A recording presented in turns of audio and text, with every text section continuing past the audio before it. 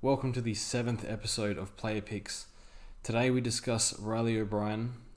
Was a fantastic rookie for us in 2019, and I think he's a good prospect in 2020. He's priced at $517,000. Not a bad price. And if you exclude the games where he dual-rucked with Sam Jacobs, he averaged 99. Fantastic for his first full year at AFL level. So he definitely did overtime in the SANFL, and he's now the clear number one ruck, so there's nothing to worry about there. Should have been played a bit earlier, but nothing we can do about that. With the news of Max Gawn missing a large chunk of the preseason, even if he plays round one, I'm not going to pay $700,000 for Gawn. As much as he is a superstar, we'll look at him later in the year. That's my view on it.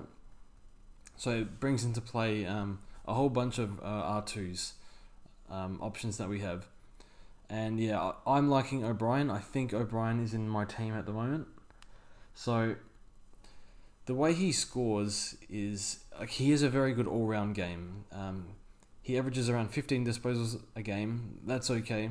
He also averages 4 tackles a game, which is pretty good for a ruckman, and also gets the four clearances. So with Gawn and Grundy dominating the past few years, we've seen ruckman starting to win more of their own ball.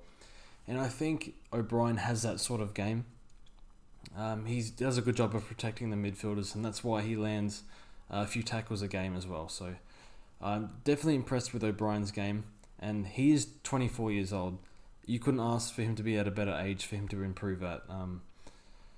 So we like that. That definitely shows some scope for improvement. And as the year went on, we saw him improve his tap work.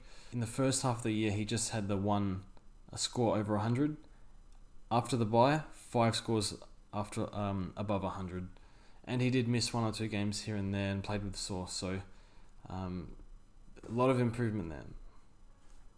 Rob also has the bye in round 14, and Gawn has the bye in round 13.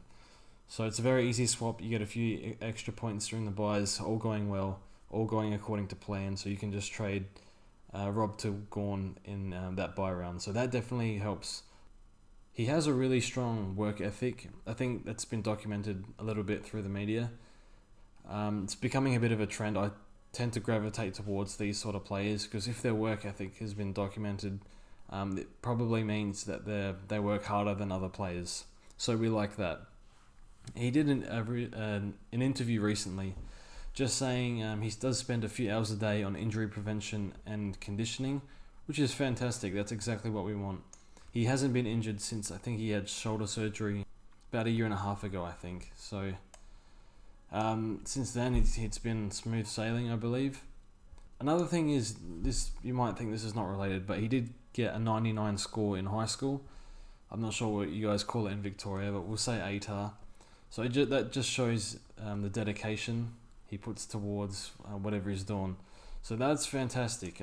He's definitely a smart dude, and he'll always give you 110%. Just watching him, when he started playing, when Sam Jacobs was injured, he knew that he needed to hold his spot, and he probably had to do a bit more than he should have just because of poor coaching decisions. But whenever he'd make a mistake, he'd be filthy with himself. Sometimes he'd bang his fist on the ground or whatever.